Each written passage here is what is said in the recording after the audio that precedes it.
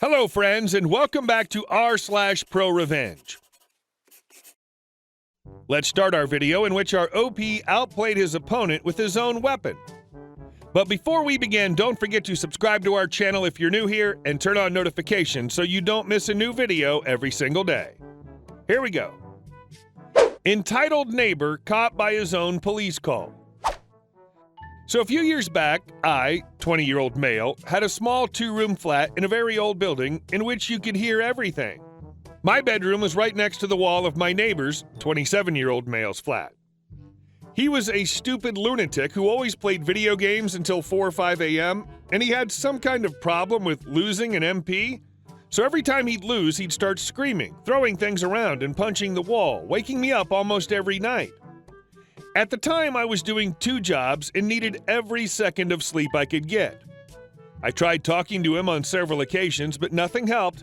One time, when I was out for work, I even left my sound system to run a mix of artillery and machine gun barrages just to show him how annoying this stuff could be. But as entitled people are, it didn't do any good. Fast forward a few months and nothing improved, and I was getting crazy about this.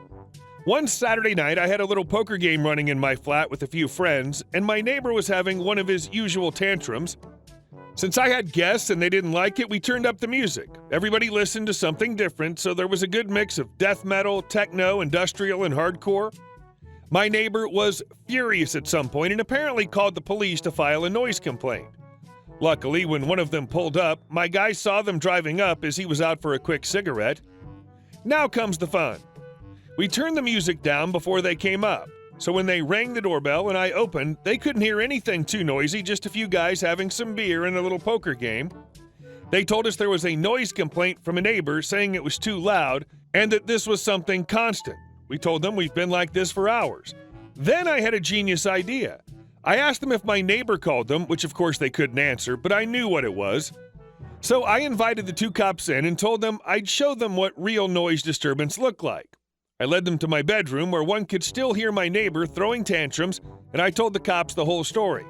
And since they were already here, that I'd like to file a noise complaint against him.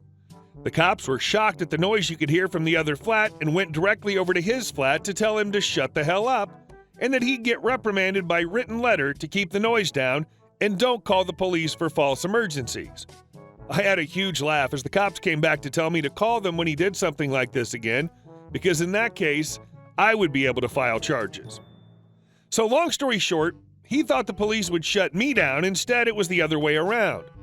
I never slept better than that night, and finally I had some peace at home. Hope you enjoyed it. Love this story. Like, bruh, if you're always screaming, you can't complain when your neighbors want to hear music. And our next story. I took away his business, marriage, kids, and freedom. I'll start with some info about the victim of this story, or in better terms, the a-hole that got what he deserved in the end. My dad has 3 siblings, all older than him and all equally crappy human beings. They bullied my dad for years and made his childhood hell after their parents' divorce due to him being slightly darker in skin tone than them. Grandma's white, Grandpa is brown-skinned. They were abusive Fs, and the worst of them was my older uncle, which he was a big bully and a snob that saw himself better than everyone else. All the bullying and the bad treatment effed up my dad mentally so much that he became a raging alcoholic, which made my life a living hell as a result till I moved out 2 years ago and caused me many traumas that I'm still dealing with to this day. Anyways, in my country, the most important year in your life is your last year of high school, and it ends with a nationwide exam that determines if you can even go to university or not, and the success rate on this exam is fairly low. Basically, if you fail, it's either you drop out and move to a low-paying job that'll never amount to anything due to our country's bad and declining economic state, or you just keep repeating till you get your degree and go to a university that you don't even want to be in, but at least it's a safety net that can get you out of the country hopefully one day. Things did not go well for me and my family due to me having misdiagnosed ADHD at the time. It was causing me a whole lot of academic problems at the time without me knowing the cause, which in turn gave me sort of depression. Goes without saying, that year ended with me failing, and due to the importance of the exam, people saw it as a shame and kind of a big letdown. Needless to say, due to the long introduction, my family never had a relationship with my uncles, especially that they looked down on us due to my father being an alcoholic and us being dirt poor, which made them think less of us. Bear in mind, they stole all what my dad inherited from his father, including a house and a piece of land that could have lifted us at least to mid-class level. Lo and behold, my big uncle that I last saw when I was 7 came to visit us 3 days after the failing of my diploma. I already didn't like the guy after all the stories I'd heard about him, and his visit felt weird as he had no business being around us at all. Somehow he came uninvited. My mom sat him down and started making the usual small talk. Then she called me, saying he wanted to say hi. I went, and the conversation went as follows. Uncle, oh, look how much you've grown up. It's been a while since I've seen you. You look just like your dad. The apple does not fall far from the tree after all. Even in terms of being a successful person, you're following his footsteps. Letting out after that, the most loud and sarcastic evil laugh ever. Me. What do you mean by this, Uncle? Well, I heard you failed your high school. Guess this branch of the family's bound to be the loser side.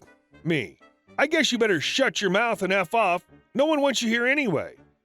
Well, I guess your whore mom didn't raise you well. What did I expect from hood rats like you? After that, things devolved into a shouting match and he left. After what happened, I was mad for a while. I couldn't forget the humiliation, and I decided that one day I would exact some revenge, and I started plotting. I did some digging. I discovered that all his business and assets are in his wife's name.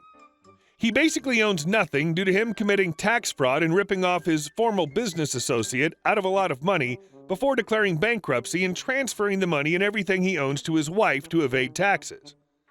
I came to contact with former employees and agreed to testify if this crap ever came to court due to him being a crappy human being overall and treating them like absolute trash while they worked for him. Move forward a few months, and what happened later was basically a gift from the gods. I couldn't even hope for a better outcome than this. He came to our house again to speak to my dad because he wanted to make a golden custom ring for his daughter in her 10th birthday. My dad's a jeweler. While he's in our house, he called out for me asking for a phone charger because his phone's dying at that moment. I almost jumped from glee as it's my chance to get his phone and dig around. Maybe I can find any documents or emails that can be used later in the police case I was assembling against him. I told him I don't have a brick, but I can charge his phone with a cable from my laptop. Him not knowing any better, like the boomer that he is, gave me the phone without batting an eye.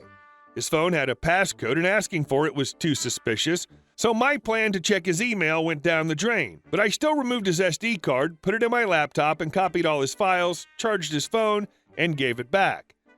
He eventually left and, boom, locked my room and started to check all the files. I found nothing at all, but as soon as I was giving up, I found a well-hidden file with a few videos on it. Then I struck gold. I got a full-blown juicy tape of him with another woman with his face fully visible, clear as daylight, and I was literally singing to myself from excitement. The revenge. For a few weeks, I made a Facebook account and made it look like it's his mistress's account, made a bunch of other accounts that looked like friends and family commenting and interacting with her. After that, I added his wife and texted her saying that I am her husband's mistress. She didn't believe me at first until I gave her too much personal info that I knew about him for her to keep not believing me. Told her that he lied and said they were divorced and promised me marriage. She requested to talk to me on the phone, made a female friend help out by lending me her voice. She was destroyed, and I sent her the tape as proof. After that, she filed for divorce immediately and sued him for infidelity, which lost him custody and visitation rights for his girls. She took everything from him, even the house and all his money and assets that were in her name. Overnight, he became homeless with 0 pennies to his name, but that wasn't enough for me. I met up with his former business partner through a former employee who especially hated my uncle's guts and told him everything, and that the employees are willing to testify against him in court, and he agreed, filing a lawsuit. The cherry on top came when his ex-wife testified that he threatened her safety and her kids' safety if she didn't let him put the assets in her name by force, and she literally pulled out phone recordings that she had of him being abusive and him saying that he will kill them all if she didn't basically use her as a tax evasion tool, and that she was scared to use these due to her fear for her children's safety. Due to their previous divorce case, the judge needed to hear no more and the man got hit by 15 years in jail so fast that he couldn't even comprehend what happened before he was on his way to the slammer. He'll never see his family again. He'll never have his fortune back. Just to rub some more insult to injury, I visited him a year ago, and I just said one sentence. "This would have never happened if you just didn't call me a loser," and left. The look on his face while he pieced everything together almost cured my depression. I never told my involvement in this story to a soul except my little sister, my female friend that helped me, and now you guys. But I had to make him know just to be able to finally sleep at night.